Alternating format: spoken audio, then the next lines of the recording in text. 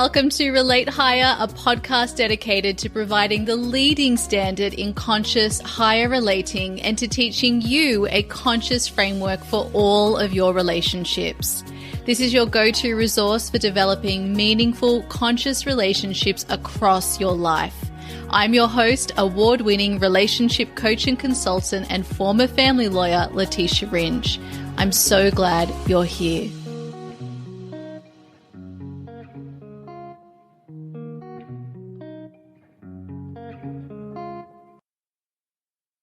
Welcome back to the podcast. Today I'm answering the question, how can I expand my awareness within my relationships?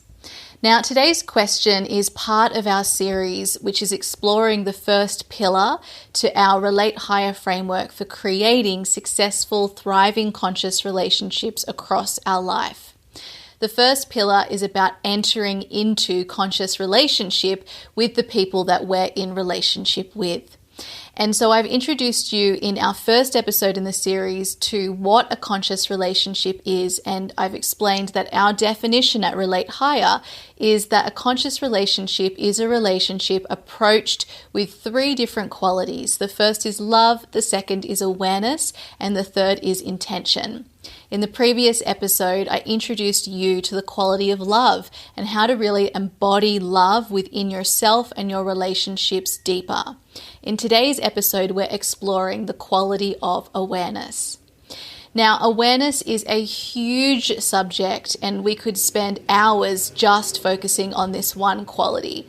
Today, in this episode, I'm going to attempt to introduce you to the subject of awareness in a way that is simple and is also spoken about in the context of relationships. The reason I do this is because simple is much more powerful. I'm going to give you some exercises so that you can actually start at the end of this episode deepening into the quality of awareness within yourself and also your relationships. And with that expansive awareness that you have, you will notice that you're in a much better position to lead and make decisions within your relationships across your life. So the first way we'll make it really simple is the way that we explore the subject of awareness at Relate Higher is using two different concepts. The first concept is self-awareness, and the second concept is relational awareness. Now, both of these concepts we're thinking about in terms of relationships. So self-awareness as in how I show up when I'm in relationship with other people. And then relational awareness is about being aware of the other people that you're in relationship with.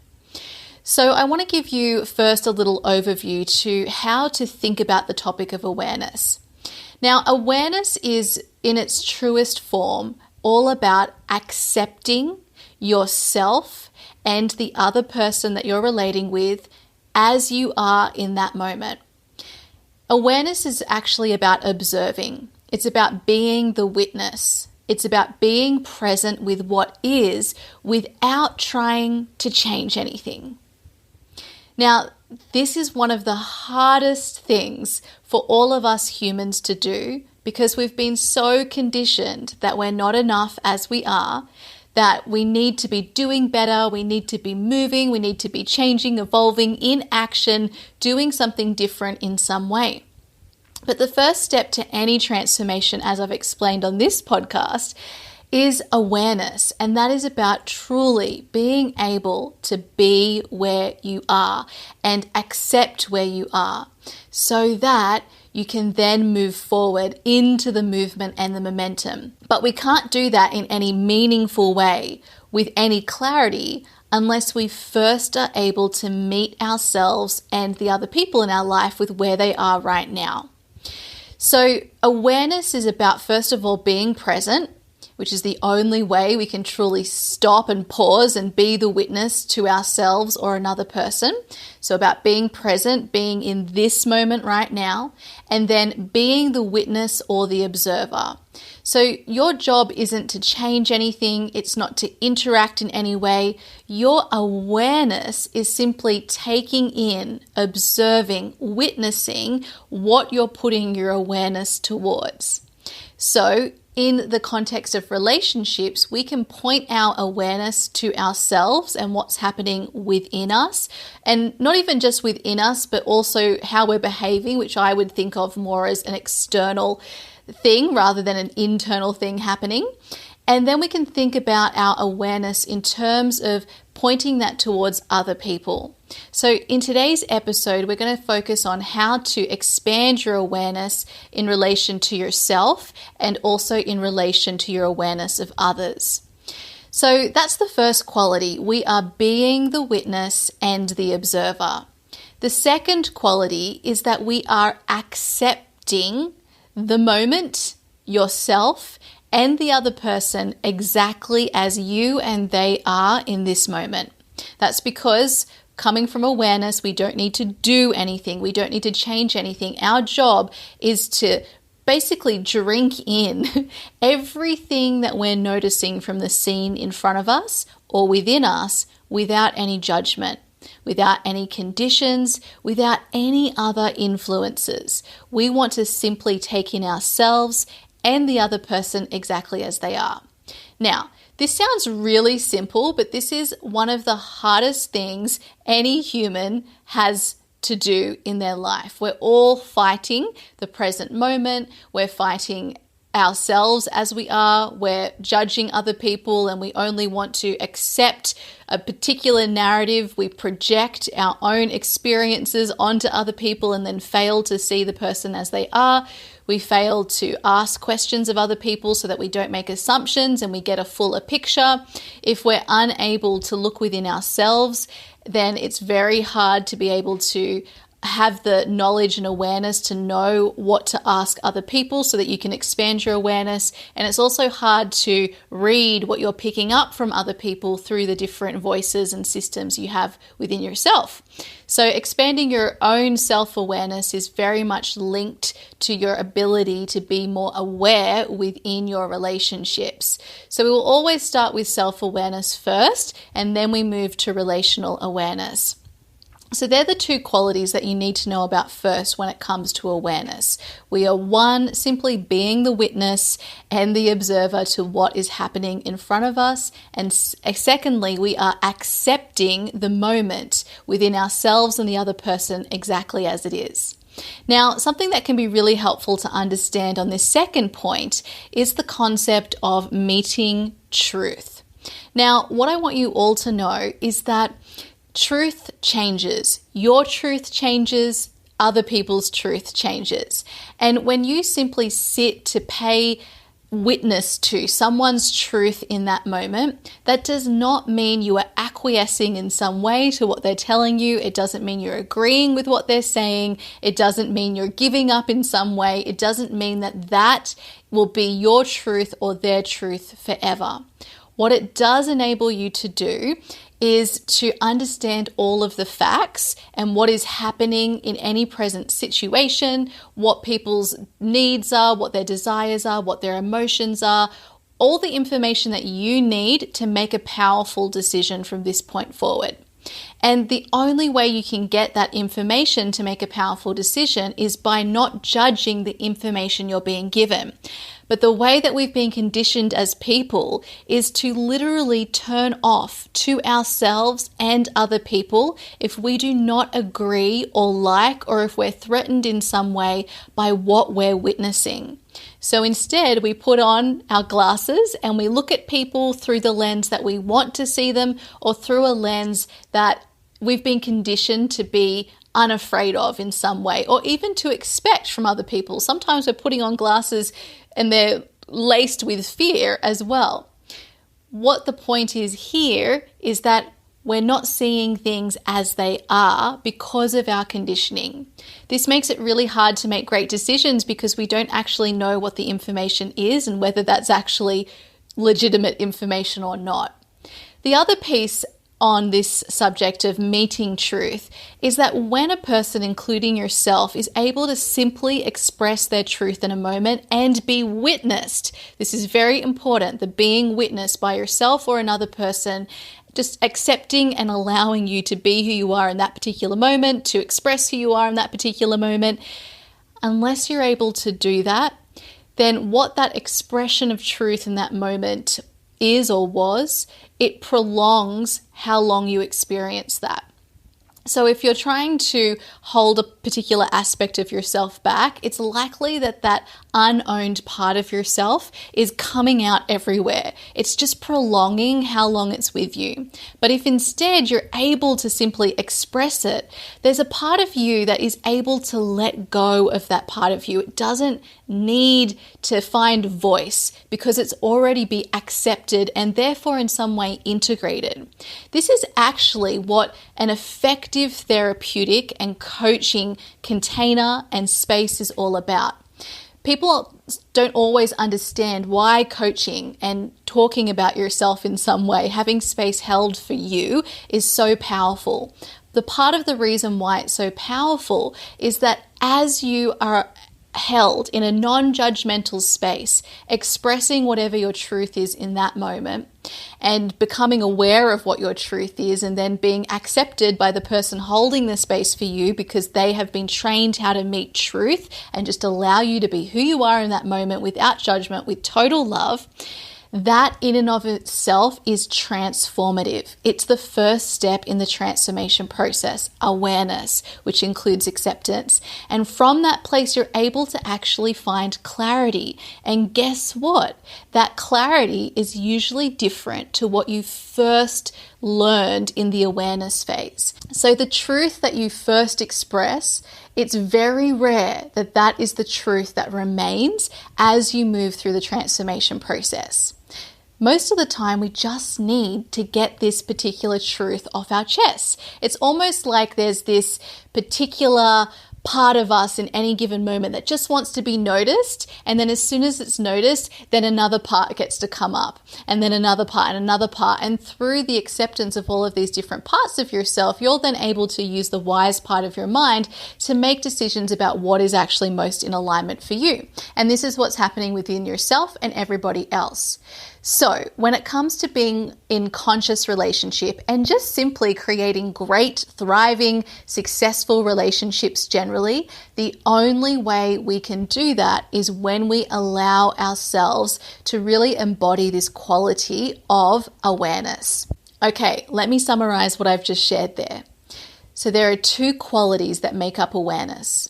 The first is your ability to be the witness and the observer, which means that you're not doing anything, you're simply seeing, allowing yourself to see and take in what's happening within you and what's happening within another person. Secondly, you are accepting what you're seeing. So you're not trying to change anything, you're not projecting, you're not judging, there's nothing that you're doing. You're simply taking it in and fully accepting yourself and the other person with their expression of truth in that moment, knowing that your judgment can come later and it will only be a well-informed decision or judgment that you make in order to move forward and lead your life and your relationship in powerful ways through this process of non-judgmental, simply being the witness, observing and accepting yourself and the other person in that moment. Remember that by accepting the truth in that moment, you're very likely to access a deeper truth within you, and that's very likely for the other person that you're also observing. So this is why relationships are so powerful, because they enable us to be witnessed by another person. It's so powerful for you to do that to yourself, but to also have that then extended to another person witnessing you. That is incredibly powerful, and it's very transformative. It allows both people to access deeper truths that they weren't even aware of. And this is why relationships are so collaborative. You go in thinking these are the things I want, the other person goes in thinking these are the things I want, but then together you actually discover other truths that you would never have revealed had you not had that interaction together. And sometimes the truths are revealed within a conscious conversation with the other person where you're both fully engaged in an experience or a conversation, and then a truth is revealed. Sometimes the other person is not actually even consciously there or physically present, but you in your own thoughts are having a conversation or an experience with that person, and then that in and of itself is presenting a deeper truth or realization for you. So this is the power of relationships. They really allow us to have an expanded awareness of ourselves and what's possible in and of itself. And we get there through embodying those two qualities that make up awareness. Okay, so let's now talk about how to apply these two qualities to self-awareness and also relational awareness. First, let's talk about self-awareness. So if we're the witness to ourselves and we are simply accepting and meeting our truth in this moment, what this looks like is this. You want to notice, first of all, the three voices/systems within you that are always communicating with you in every single moment. And you want to slow down to give each one of those voices space to be heard. Otherwise, what happens is they take over trying to have their truth be heard. And because they're trying to have their truth be heard and we don't want to hear it because we think that that's going to be our truth forever, we're afraid, we ignore it, and then that's the truth we end up having driving us in our life and our relationships. So instead, we want to stop in and check in, give these voices some airtime, and then through what we learn, we're able to then make better decisions for ourselves. And then there's a fourth other voice or observation that I also want you to make. So this is our exercise for self-awareness today. These are the questions. First, you want to ask, what is my mind trying to communicate with me right now? And you can answer that question with a follow-up question, which is simply, what am I thinking right now? This is going to expand your awareness from a mental perspective. And your job is simply to notice, what was I just thinking? What does my mind want to communicate with me right now? You write it down. Secondly, we're now going into the body. What does my body want to communicate with me right now? What is my body trying to tell me? And if you can't answer that question with that prompt, instead just describe what's happening within your body right now. So I notice that my body's feeling really stiff. I notice that my heart rate is pulsing rapidly, or it's calm and steady. How would you describe what you're feeling right now in your physical body? Or what is your body communicating with you? What does it want you to know? Some of you will find that prompt easier to answer. Remember, no judgment, you're simply writing down what you hear. Thirdly, what does my intuition or my soul, whatever resonates most with you, what does my intuition or soul want to communicate with me right now? And if you find that difficult to answer, what you can do is take a moment, take a big breath in, and then a long breath out through your mouth. Place your awareness inside yourself and ask the question in a voice, what do you want me to know today? And then just wait and listen. Your intuition will communicate with you in different ways. It's different for all of us. We have our own intuitive libraries, and it's our job just to ask the question, give the intuition the space to communicate with us and to, without judgment, notice what it's communicating with you. Sometimes the inner voice will communicate to you with feelings. Sometimes it'll be through a sense of knowing, sometimes through words that you might hear or you might see. You might see images. You might be inspired to sit down and draw something, or to put on your phone and record something that you say that's channeled through you. Just allow whatever happens to happen and simply then write down exactly what was communicated to you. And the more you do this, the better you'll get at actually having that connection with your intuition. Okay, so they're the first three parts of ourselves we want to check into. And the reason we want to check in with these three parts is these three parts are always chattering away using their own language system with us. And unless we pay attention and take the space to communicate in the way that they communicate with us, then we don't know what they're saying. So they just get louder and they try to compete with who's going to be the loudest, where we just need to give them all some airtime so that we can hear from them all, and then we can use our awareness, our consciousness of these three systems to make better decisions. Now, the fourth question I want you to ask yourself is also, how am I behaving right now? Now, you can also use this question in a reflective way, and you can also use all of those other questions on the three voices within you in a reflective way too. So there may have just been a situation, maybe you had an interaction with someone and you're thinking about like, I need to build my self-awareness around what just happened. So what was happening for me then? What was I thinking?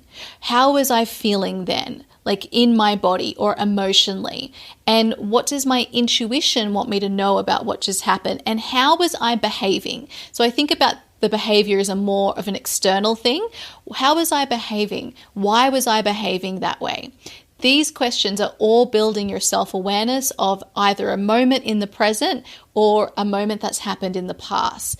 And all of this information does not mean that that's your truth forever. It just means you're getting more information about particular aspects of yourself that wanted to be expressed. And the quicker you allow yourself to be aware of those parts, give them a voice, the quicker you're able to access deeper truths within you and make better decisions moving forward within your relationships. Okay, so now when it comes to relational awareness, we're literally doing the same thing with some very small adjustments, but with the context being another person. So let's say you've got your mother sitting across from you, or a friend, or a colleague, or a romantic partner, someone else is sitting across from you, or you might even just be thinking about an interaction you had with someone in the past. You building your relational awareness is moving outside and beyond yourself, first of all, to observe and be the witness and accept another person's truth in that moment. So you want to be asking yourself, inquiring, what were they thinking?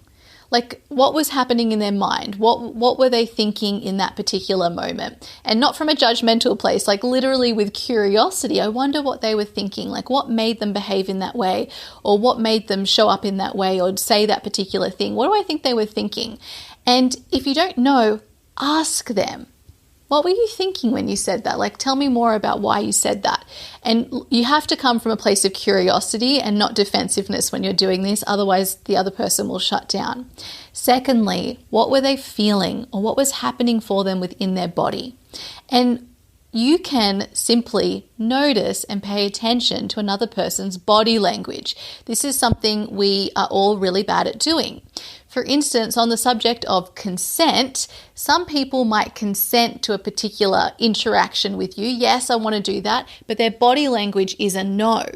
We need to get better at learning that communication is not just about what people say to one another. It is about taking all of the person in and those three parts. But when both people or one of the people is unaware, they're not very good at fully communicating with you about what's happening within them. But you, because you're self-aware, might be able to notice, hey, I'm hearing that you're saying yes or a no, but your body is telling me something different. Can we talk about that? Can we talk more about what's happening for you?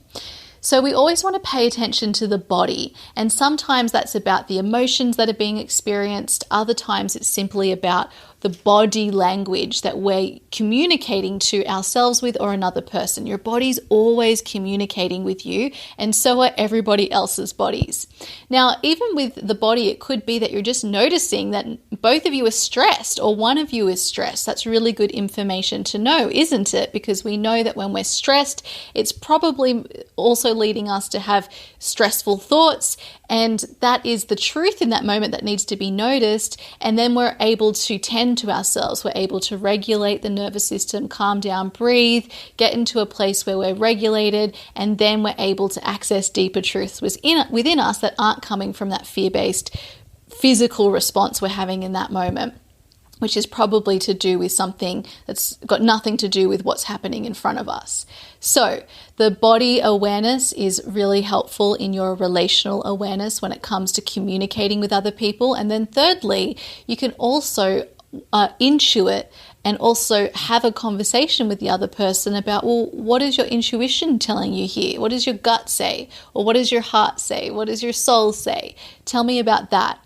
And sometimes we can pick up messages from other people simply because we're intuiting what they're intuiting, right? Like, have you ever felt that, where you both just have this thought at the same time and it's like you're connected and this great idea or something is being communicated, you don't know where it's coming from, you're both receiving that same download at the same time. So sometimes we pick up on messages from other people through ourselves, but no matter whether you're picking it up through yourself or whether the other person is telling you that's what's happening, that's being communicated to them through their intuition, you always want to check. Don't make assumptions. You want to ask, like, what is coming through for you as well? Can you check in and tell me and communicate? So you also then finally want to look at their behavior. How are they behaving and why might they be behaving that way?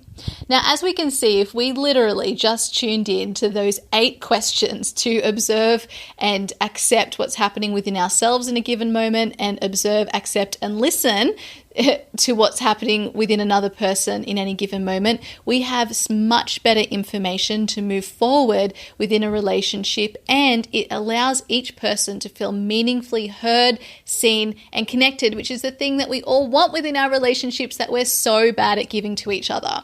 And listen, this is basically what's happening for you in a coaching relationship for sure when you work with us at Relate Higher. And that's why it's so powerful, because most people are really, really bad at doing this for themselves and also for others. So the power of awareness and fine-tuning your awareness can be a gift for every interaction that is actually a rare occurrence, and you will notice that you will experience better quality relationships just because of it. All right, my friends, I'm going to leave it here before we get even more convoluted with this big topic of awareness. What you want to do now is go away and ask those 8 questions of yourself, and for the last 4 in relation to another person that you're interacting with. And notice how this expands your ability to make better decisions and access deeper truths within yourself and within the other person and within your relationship as you ask these 8 questions. And then you can continue practicing these 8 questions as you move throughout your life.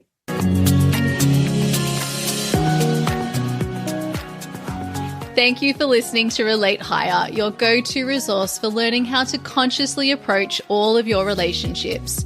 To deepen your learning and practice, make sure you're subscribed to receive the Relate Higher community newsletter. This is a weekly newsletter sent to you every Monday, providing further coaching and education to support your relationships. Subscribe at relatehigher.com/community. And if you haven't yet left a 5-star review for the podcast, we ask that you please do that now so that this podcast can reach other listeners who also want to learn and practice conscious higher relating. Because remember, the more people who learn, the better relationships we all enjoy.